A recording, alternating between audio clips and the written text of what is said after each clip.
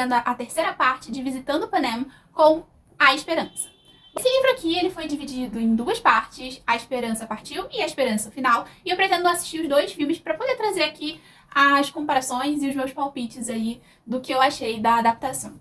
Esse livro aqui, ele começa com um ritmo muito diferente do que eu achava. Na realidade, começa com um ritmo até bem rápido, porque eu sempre lembro, assim, de ver as pessoas reclamando que A Esperança tem um ritmo mais lento, que as coisas demoram um pouco pra se concretizar. Eu acabei me surpreendendo nos primeiros capítulos, porque eu achei que tudo se desenrolou de uma forma bem ok, assim.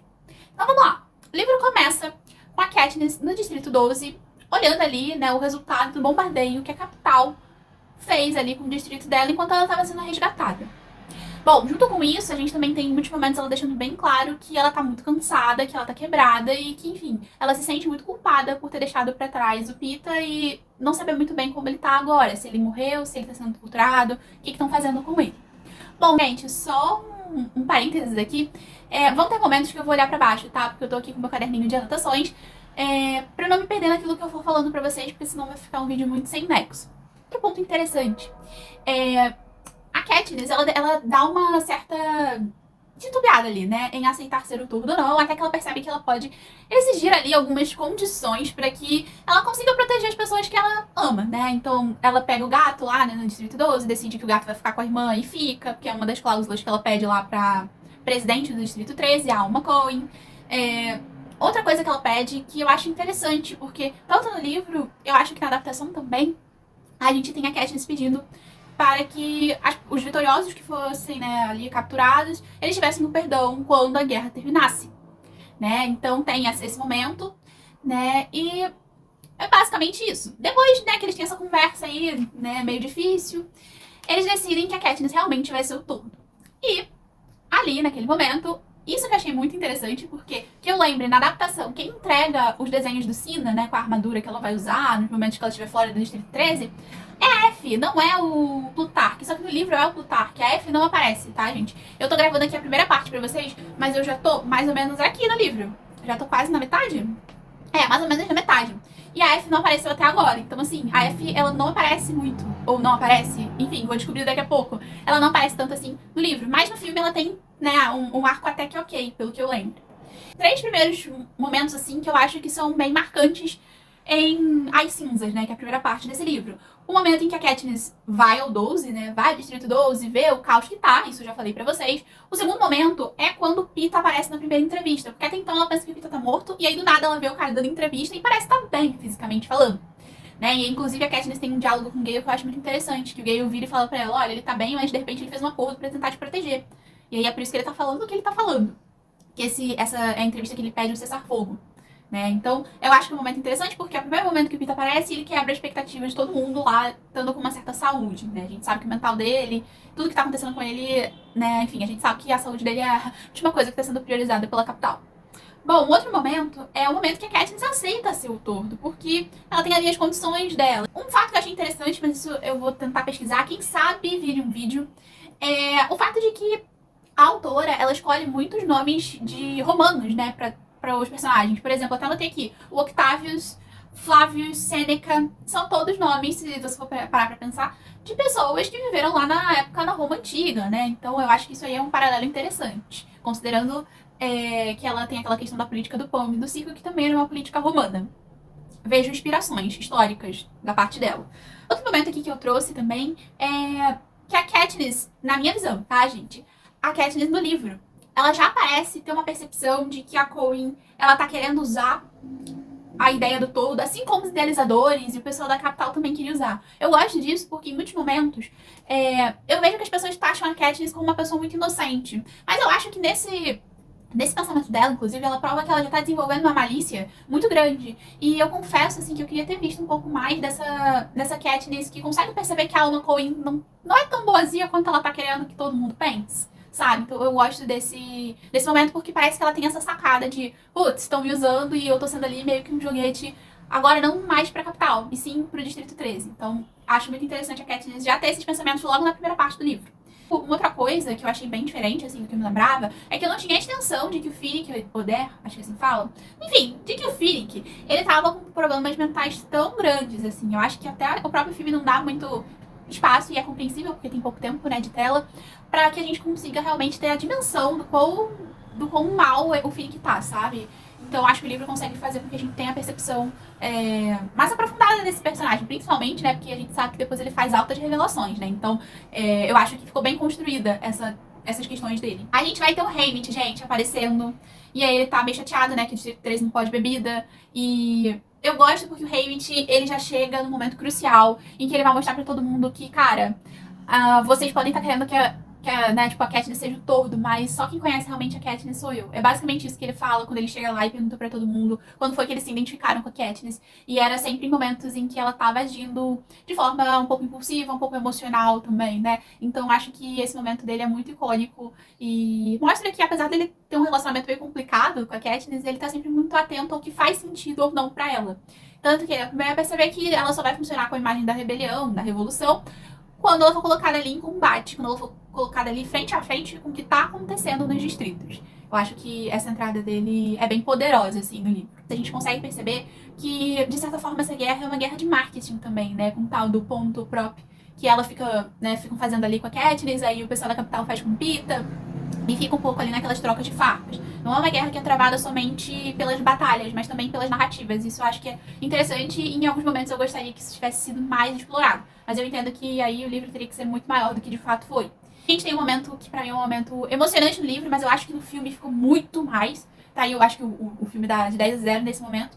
É quando a Katniss viaja pro Distrito 8, ela visita as pessoas no hospital. E é interessante no livro porque a gente tem a visão da Katniss. A gente sabe que ela não tá querendo ir, a gente sabe que ela tá fazendo as coisas ali só pra poder garantir o perdão pros outros vitoriosos. A gente sabe de tudo isso, mas a gente, em determinado ponto, consegue perceber que até a Katniss se espanta com o impacto que ela tem nos outros. E mais uma vez a gente retorna naquela frase. Ela não sabe o impacto que ela tem, ela não sabe o poder que ela tem. É mais ou menos isso, né, que o Pita fala.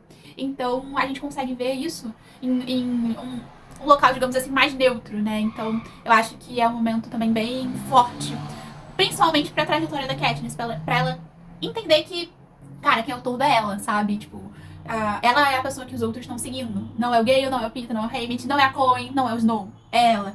Então eu acho que, de certa forma, esse momento no livro ajuda a Katniss a se apropriar da imagem do tordo e do significado também do tordo. Bom, a gente tem a segunda entrevista do Peter, né, que aí ele já tá um pouco mais acabado, né, a gente consegue perceber ali que ele tá realmente sendo torturado. Essa segunda, ninguém sabe de nada. O pessoal abafa. Eu acho que esse momento é interessante porque é aí que o Distrito 13 mostra muito o traço da capital, né? Eu gosto que a Suzanne Collins ela vai soltando essas migalhas de tipo, será que eles são tão diferentes? Putz, acho que não. Então eu gosto dessas migalhas que ela vai soltando e esse é o momento que eu tava atenta e já catei isso aí que é bem capital, assim, né? Então, tem um momento que, ai, gente, é tocante no livro, é tocante no filme, né? E a Katniss canta Árvore Forca. E eu acho que, assim, é até bem pesado, porque ela canta e aí tá, tipo, Gale e a equipe dela que grava lá os videozinhos pra postar. E ela canta isso de uma forma que, assim, eu não sei se são vozes da minha cabeça, eu não sei. Me digam aqui se vocês acham que eu tô certa ou não. Ou se vocês acham que de repente não tem nada a ver, eu tô muito louca. Pra mim, a Katniss, quando canta Árvore Forca, ela tá meio que cantando pro Pita, sabe? E pra mim é no sentido muito triste, no sentido de, tipo, ela queria estar morta e queria que ele também tivesse, pra que ele também não estivesse sofrendo o que ele tá sofrendo. E por consequência, ela também está sofrendo por ele. Enfim, não sei se fez sentido, mas é isso, é um momento que me emociona muito. No filme até mais, porque tem aquela questão toda, né, enfim, dos distritos e tal, então acho que é uma cena poderosíssima, assim. A terceira entrevista do Pita, que é a entrevista ali, né, do caos, digamos assim, que é a entrevista em que ele avisa do bombardeio, e realmente, o Distrito 13 é bombardeado, né? E aí ele consegue salvar a vida de muita gente, o pessoal já começa a ficar meio simpático a ele, né? E ele vê o vídeo da Katniss ali, em todo momento que a gente vê que realmente a capital vai sendo extremamente bruta com ele.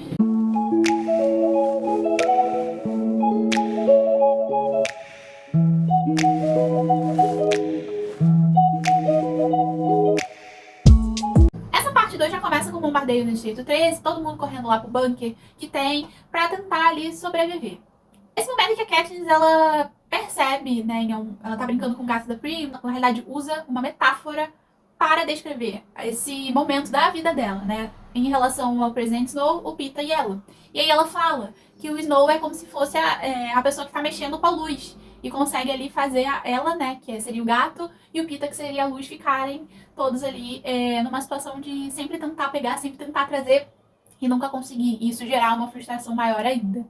Então, seguido disso, a gente tem uma conversa também do Finnick e da Katniss que vai falar sobre esse assunto, que o Finnick desabafa um pouco, fala que não ia muito com a cara dela, que achava que era tudo fingimento, mas que depois que ele viu a reação dela lá na arena quando o Peeta quase morreu, ele super passou a acreditar nela e que ele mesmo se culpa um pouco por não ter avisado que a capital, ela tem essa coisa de, como diria o presidente Snow, né, as coisas que nós mais amamos nos destroem. Então, a capital tem essa coisa de usar as pessoas que os vitoriosos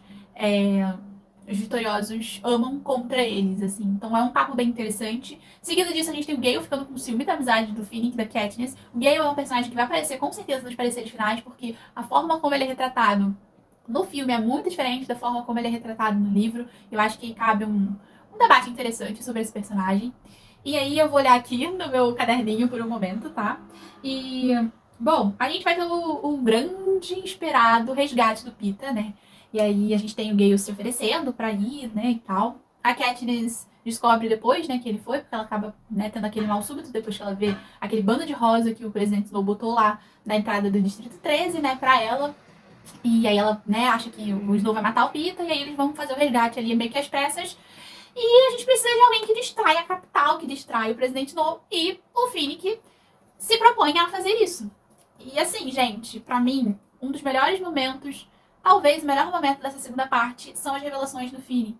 Que eu acho que, inclusive, tanto no livro quanto no filme, a cena podia ter sido um pouco mais estendida, a gente podia ter visto aí um pouco mais desses poderes, entender mais ou menos ali tudo que estava sendo dito.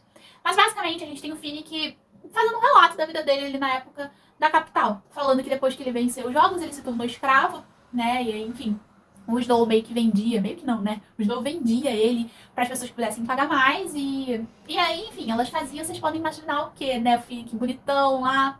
Vou deixar aí na interpretação de vocês. E o Finnick deveria ter uns 16 anos, porque ele venceu os jogos com 14, então...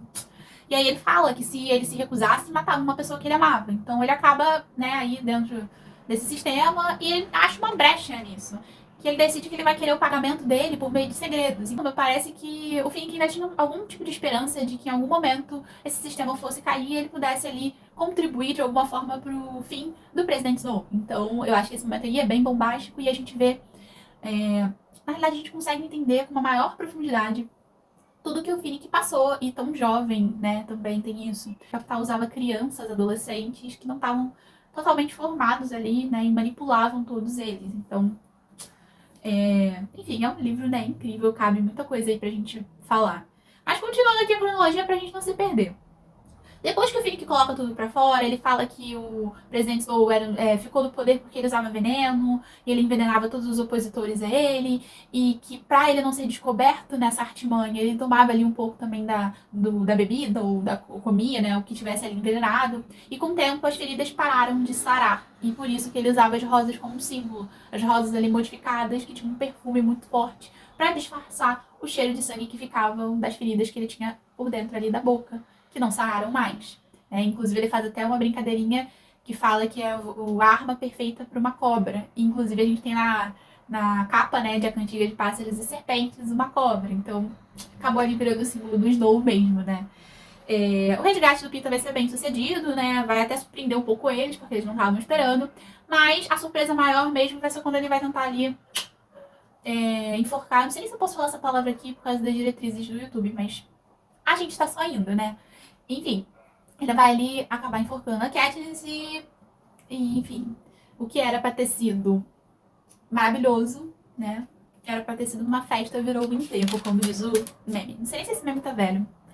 Enfim, a Katniss revoltada, triste, magoada, né? Porque a Katniss ela não sabe separar ainda muito bem, né? Entender que o Peeta ali, né, foi telesequestrado, ele não tá ali em plenas posses mentais dele. Mas enfim, ela fica magoada, revoltada, decide que ela vai dar um tempo de tudo isso. Vai pra onde? Distrito 2. No Distrito 2, a gente vai ter uma das cenas também bem icônicas, assim, né? Da Katniss, que é quando eles estão lá. Eles chamam o Distrito 2 do Distrito 2, gente. 2, tá? De nós, porque tem meio que uma pedreira lá e tal. E aí tá tendo toda uma questão lá, que tem um pessoal que tá a favor da revolução, um pessoal que tá a favor da capital. Então tá meio confuso o negócio. E a Katniss vai lá pra tentar, né, fazer o dela, fazer o trabalho dela, gravar lá os videozinhos, se garantir. Com isso, a gente vai ter ali toda uma questão, né? A Katniss ali vai ser alvejada, e aí além disso ela tem todo um diálogo que eu acho muito cirúrgico, que eu acho que, sinceramente, é um diálogo que serve pra nossa vida para fora do universo de Jogos Vorazes, sabe, gente? Que a Katniss fala que se o cara quiser matar ela, ele pode matar. Mas que isso não vai mudar nada, porque o povo da Katniss não tem luta com o povo do Distrito 2. Quem cria essa rivalidade pra se manter no poder é a capital. O famoso dividir para conquistar, sabe? Eu acho que essa série é muito forte porque mostra o quanto que o pessoal do Distrito 2 está condicionado a seguir a capital. Tanto que o cara que tava ali, né, apontando a arma pra ela, fica meio com uma cara de interrogação, falando, meio que pensando, né, putz, que essa menina tá dizendo até que tem algum sentido. Então, é uma cena que também é bem poderosa e que, mais uma vez, mostra a força da Katniss por ela mesma e não por outro personagem ou outra circunstância, para além daquilo que ela pensa e daquilo que ela acha sobre as situações. Tem depois desse negócio, né, tem uma parte meio chata, sabe, né? Eu acho que é antes. É antes, desculpa, galera, é antes. Eles estão decidindo, na realidade, o que eles vão fazer com o Distrito 2, né? Antes da Katniss ter esse diálogo com esse cara que tentou matar ela. E Gale fica voltado, né? E fala, olha, por mim explodia tudo. Ah, mas tem gente lá dentro, explode, porque explodiram 12, então, né? É isso. Olho por olho, dente por dente. E aí a Katniss fica tipo, não, como assim? Como assim? Não, tá louco? E não sei o que. E eles têm um desentendimento. Agora, logo depois, Katniss fica com ele. Dá uma beijoquinha nele, assim. Não entendo. Eu entendo, mas não entendo. Não entendo. Não entendo, não. Eu acompanho, mas eu não entendo, sabe? E pra mim é um pouco assim, tipo, ela não pode estar com Pita. Pita tá com ódio extremo dela, né? Ele não, né? Mas enfim, fizeram com que ele ficasse assim. E aí, né, ela resolve ir pro Gale. Porque o Gale é a saída mais fácil, sabe? Dá um rancinho. Tem uma outra passagem que tá na página 241, que eu vou pegar aqui pra ler daqui a pouco. Mas só pra fechar esse atendo aí de atualizações, eu parei aqui na parte que o Finnick e a Annie vão se casar. E eles vão fazer esse casamento ali meio que, tipo, pra mostrar que o Distrito 13 tá ali, tá bem colocado, tá tão alegre que vai fazer um casamento, porque a vida é bela e a vida é linda, e eles estão indo muito bem na Revolução e vão vencer. Então, é basicamente nesse momento que eu parei. E agora eu queria ler pra vocês aqui a citação da página 241, porque eu acho que é a citação, talvez não seja a citação, mas é uma das que resume a proposta dessa trilogia. Então, deixa eu abrir aqui na 241, porque eu já tinha feito a marcação bonitinha. Na realidade, é um diálogo, tá, gente? Vai ser um negócio meio longo, me perdoem. Mas eu acho que é bem importante a gente ter esse momento. É um diálogo, se eu não me engano, entre o Plutarque e a Katniss. Eu acho que sim, porque eles estão falando do casamento. E é o momento em que eles falam sobre as diferenças significativas do Distrito 13 para a capital. E aí o Plutarque fala assim, mas as diferenças significativas entre o 13 e a capital são as expectativas do populacho. O 13 está acostumado à dureza. Ao passo que na capital, a única coisa que eles conhecem é o Panem e Circes. Tá em latim, tá, gente? Me perdoa que eu também não sei latim. Inclusive é uma língua morta, então tanto faz a pronúncia. Mas enfim, o pão e o circo, né, gente? Vamos facilitar. Aí, a Katniss pergunta pro Plutarque. Gente, esse nome trava minha língua de um jeito. Pergunta pra ele, tá, mas o que é isso? E aí ele vira pra ela e fala, é um ditado de milhares de anos atrás, escrito numa língua chamada latim, sobre um lugar chamado Roma. Panem et the Circes se traduz pão e circo. O escritor precisa dizer que em o escritor, né, que foi o cara que criou esse ditado, pão e circo, ele queria dizer que, em retribuição às barrigas cheias e à diversão, o seu povo desiste de suas responsabilidades políticas. Portanto, abdica de seu poder. Gente, um minuto aqui. Se a gente for parar pra pensar na nossa atualidade, quantas não são as pessoas que fazem isso?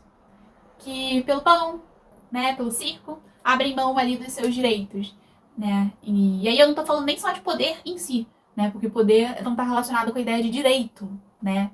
Mas nesse momento eu tô falando de direitos, uma coisa que, tipo, outras gerações lutaram muito pra conseguir.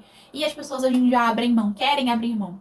Por causa da diversão, por causa do pão e do circo. Pra mim, essa passagem, assim, o Plutarque é um personagem também que, assim, eu não sei se eu amo, eu não sei se eu odeio, eu tenho uma relação meio dividida com esse cara. Porque ele tem momentos que solta as pérolas dessas, sabe? Eu não consigo. Mas eu acho que essa passagem é importante porque ela sintetiza o que a Capital faz aqui, ao mesmo tempo traz toda essa pegada social que os Jogos Vorazes têm e que faz a gente refletir sobre as nossas realidades. Digo nossas realidades porque a realidade de cada país, a realidade de cada estado, a realidade de cada cidade é uma diferente da outra. Mas se a gente for parar pra ver, dentro de cada proporção ali, né, a gente tem o pão e circo acontecendo, né, gente? Se a gente for parar pra ver, até com Jogos Vorazes mesmo, a franquia do filme, acabou acontecendo isso. Mas sobre isso eu só vou falar no final. Eu quero montar ali meu raciocínio pra ver se vocês concordam ou não. Mas se a gente for parar pra ver, até a franquia de filmes rolou aí um pouco disso, né? Então, ele não termina ainda o diálogo, ainda fala assim, ó. Na realidade, é a Katniss que responde pra ele. Quer dizer, então, que é pra isso que servem os distritos? Pra fornecer o pão e o circo? Aí Plutarque responde pra ela. Sim. Enquanto isso perdurasse, a capital poderia continuar controlando seu pequeno império. Então, bom, gente, aqui nessa segunda parte, por enquanto, eu parei aqui no capítulo... Peraí.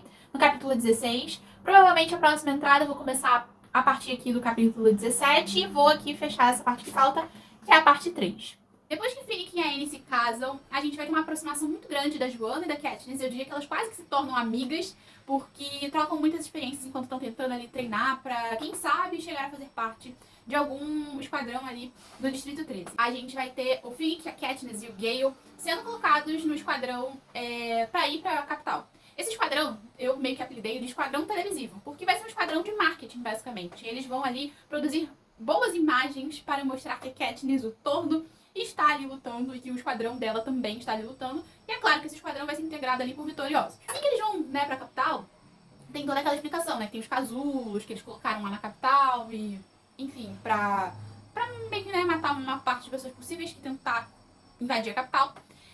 E, no meio disso, um dos soldados que estava fazendo ali a proteção desse esquadrão morre. Quando esse soldado morre, a Coen acha que é uma boa ideia mandar o Pita no lugar dele, junto com outros 2 soldados.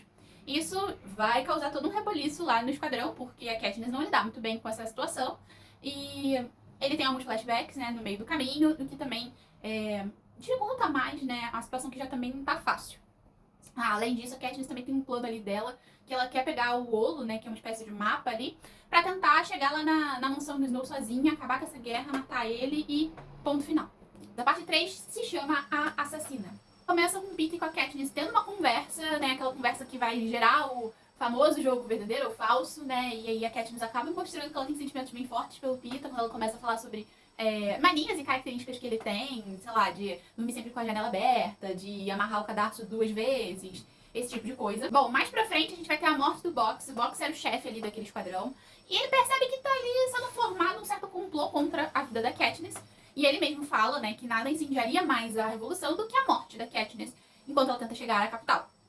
E aí ele decide que é uma boa ideia ele manter aquele Olo, né, aquele mapa, nas mãos da Katniss e transfere o comando desse mapa pra ela. O que também vai gerar todo um clima dentro desse esquadrão, porque a segunda na cadeia de comando não era a Katniss. No meio desse cenário em que ocorre a morte do Box, o Peter também acaba tendo um flashback e quase tenta jogar a Katniss lá num poço ali de piche que a capital colocou, e quase que a Katniss morre, mas ela acaba sendo salva, o Finnick tenta ali conter o Peter, e um outro soldado acaba morrendo porque o Peter, no meio do surto dele, acaba empurrando ele pra esse local. Então a gente já vê que essa terceira parte já começa com muita ação, com muita coisa acontecendo. Uma coisa que eu acho que é legal a gente fazer esse adendo é que eu tenho a impressão de que o livro ele é muito mais violento do que o filme. Principalmente essa cena lá do poço da capital, porque tem toda uma descrição do que vai acontecendo com tanto o Box quanto o soldado que acaba morrendo, né? Então eu achei que foi bem mais pesado do que no filme. Uma coisa que eu acho muito interessante, acho que a Susan Collins já tava ali meio que maldando o que iria fazer com esse personagem, é que o Peter, não sei se vocês lembram, ele não quer ser uma peça nas mãos da capital. E a gente percebe, né, nesse livro, que é o que ele acaba se tornando e com graves consequências pro futuro dele, né, também. Que ele acaba sendo ali uma grande vítima de tudo o que aconteceu e se tornando ali uma grande peça que foi utilizada pela capital e que agora, né, a gente começa a perceber também que está sendo usada pelo Distrito 13. A capital dá eles como morto, né, e, enfim, eles decidem que é uma boa ideia manter as coisas assim e por isso eles vão pro subterrâneo, né, aquele momento em que eles vão pros esgotos e tal, e a coisa fica muito louca lá dentro, né. A gente vai ter um outro diálogo de Peter e Katniss, que eles vão ali também trocar muito do que aconteceu com eles e vão chegar à conclusão de que, mesmo fora dos jogos, eles ainda estão tentando proteger um ao outro. Muito fofinho, gente. Bom, depois disso a gente vai ter o ataque dos bestantes, que inclusive é nesse momento que eles estão conversando e o Peter começa a ouvir como se fosse alguém chamando Katniss em uma certa distância, né? Meio que o eco, né, do chamamento. Então, assim, a gente vê que ele é o primeiro a detectar. Isso mostra que, de alguma forma, o telesequestro acabou conectando ele aos restantes, né? Que nesse caso aqui são uma mistura de seres humanos com lagartos, uma coisa que a gente não consegue entender muito bem e nem imaginar muito bem. Eu, pelo menos, não consegui ter essa imaginação clara do que estava acontecendo. Eles correm, lutam e, infelizmente, o Finnick acaba morrendo. Assim, no filme eu acho a morte impactante, mas no livro ela acaba comigo. Porque, como a gente tem uma visão maior desse personagem no livro, a gente sabe de tudo que ele passou, do quanto que ele lutou, do quanto ele resistiu, pra agora ele morrer desse jeito tão violento, a gente, eu achei muito triste, sabe? Eu achei. E aí, enfim, acaba acontecendo isso com o Finnick, que todo mundo fica ali um pouco sem saber o que fazer, continua correndo, continua tentando ali sobreviver, até que eles saem do túnel e a Cressida tem a ideia de ir na casa da Tigris. Guardem esse nome, ele vai ser importante no próximo vídeo. A Tigris, ela era uma estilista da capital, até que ela fez muitos procedimentos estéticos. E aí ela acabou sendo jogada de lado pela capital, porque ela não estava mais dentro daquela estética que a capital e o Snow esperavam que ela estivesse. Então ela tem um ranço muito grande, e por isso ela decide ajudar o pessoal, né, que sobrou ali do esquadrão. Ela põe eles ali numa espécie de porão, pra poder ficarem ali seguros, e a gente tem uns diálogos bem interessantes no decorrer aí desse período que eles passam ali. Tipo, essa página aqui é 354, que tem a parte em que o Pita e o Gale estão conversando sobre a Katniss, ela finge ali que tá dormindo, né, pra ver o que eles estão falando, e o Gale acaba em determinado momento virando pro Pita e falando assim, ó: não, você a conquistou, você desistiu de tudo por ela. De repente, essa é a única maneira dela ficar convencida do seu amor. E mais pra frente a gente também tem o próprio Gale falando que a Katniss vai escolher aquele sem o qual ela acha impossível conseguir sobreviver. Ou seja, o Gale aqui ele já tá percebendo que a conexão do Peter e da Katniss era mais profunda do que ele achava.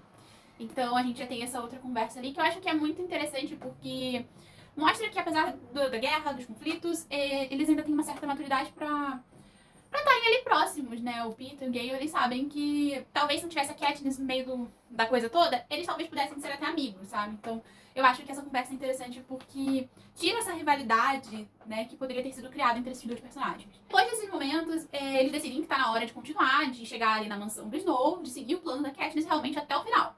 E aí, a Katniss decide que só vai ela e o Gale, e que o Peter não é uma boa ideia, porque ele pode acabar tendo ali alguma crise e revelar, né, a identidade deles. Então, eles vão, a Katniss e o Gale vão lá pra praça da capital, em frente à mansão do Snow, porque ele tá falando pra população da capital ir pra lá pra conseguir suprimentos, pra conseguir alguma coisa ali pra sobreviver, né? Inclusive ele fala que os pais devem priorizar as crianças.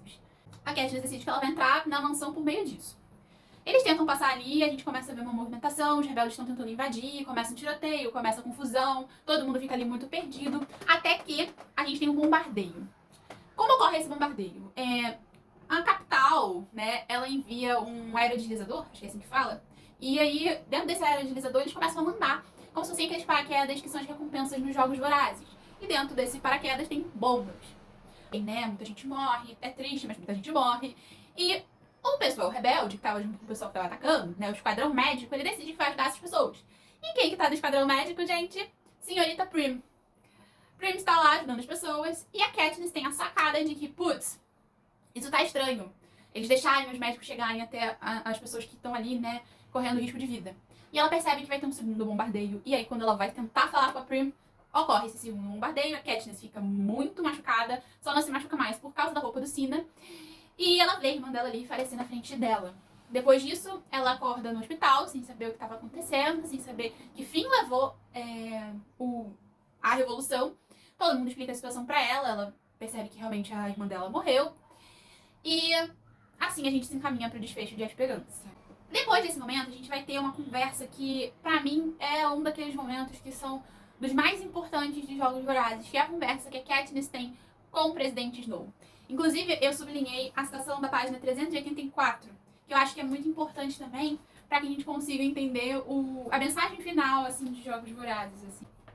Se eu não me engano, é o Snow que fala assim: bom, não passou realmente pela sua cabeça que eu dei aquela ordem, passou? A ordem para bombardear.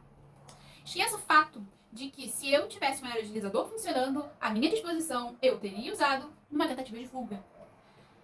Ambos sabemos que eu não vejo problema em matar crianças, mas que eu não tolero desperdícios fúteis. Tiro vidas por motivos bem específicos. e não havia nenhum motivo para que eu destruísse um cercado cheio de crianças da capital. Aí ele fala depois assim: entretanto, devo admitir que Coen executou um movimento de mestre. Você sabia que isso foi transmitido ao vivo? E o Snow tem uma pausa, que a gente responde, e tem outro trecho do diálogo que é super interessante também, que ele fala: minha falha foi ter sido lenta demais em entender o plano de Coen. Afinal de contas, foi o 13 que iniciou a rebelião, que levou os distritos aos dias escuros e depois abandonou o resto dos distritos quando a maré virou. Mas eu não estava acompanhando os movimentos de Coen. Estava acompanhando em seu estorno. Temo que nós dois tenhamos sido feitos de burros.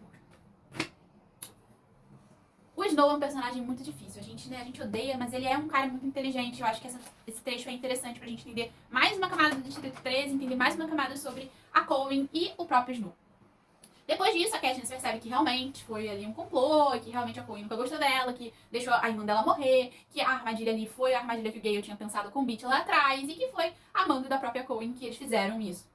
Então a Katniss decide que, em vez de executar o Snow, ela vai executar a Coen. A Katniss vai ser presa, de certa forma, por ter executado a Coen. Ela vai ser ali meio que condenada a voltar para o Distrito 12 e permanecer nele.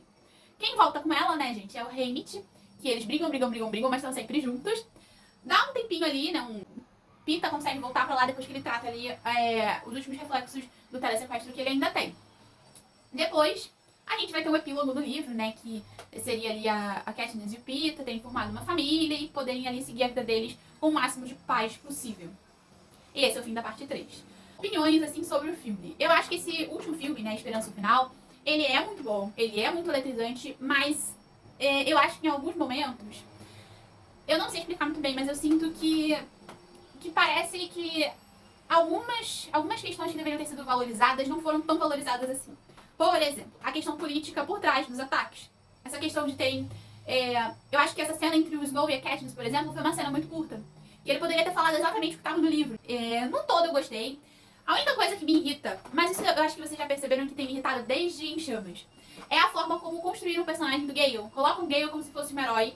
Eu não acho que o Gale seja um herói. Ele não é um vilão, mas é uma pessoa comum, sabe? Ele comete erros, ele tem ciúmes, ele, em muitos momentos, tem revolta. Eu acho que essa é a essência do Gale. Ele ser um cara que tá ali passando por eventos traumáticos, eventos como uma guerra, e que ele tá tentando se virar o máximo que ele pode, mas que ele não é perfeito.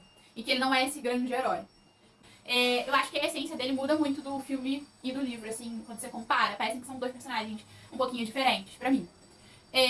A Katniss, assim, eu sinto que em determinado momento, eu senti falta dessas explosões emocionais dela, ou de... É aquela mesma reclamação, eu acredito, do outro vídeo. De ver a Katniss pensando, maquinando, de ter, de alguma forma, conseguido ter acesso a esses pensamentos dela.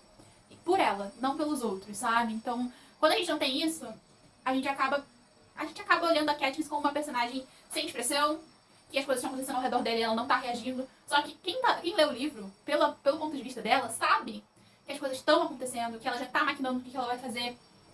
E também em que em muitos momentos ela fica desorientada porque tem muitas coisas acontecendo, muita violência ocorrendo e ela não tem controle sobre nada disso. Bom, gente, no mais é isso. Eu espero que vocês tenham gostado, que vocês tenham chegado até aqui. Se você gostou, deixa um like pra saber que eu tô indo no caminho certo. Deixa um comentário aqui também se você tem alguma sugestão pra que eu melhore alguma coisa ou pra trazer um vídeo diferente. E é isso. Eu espero que vocês tenham conseguido ver os vlogs aqui e se preparar junto comigo pra estreia de A Cantiga de Pássaros e Serpentes. Né? A gente vai continuar aí o Visitando Panem com o último vídeo, que é sobre o livro aí, que vai contar a história ali do Presidente Snow e como ele se tornou esse personagem que a gente ama odiar.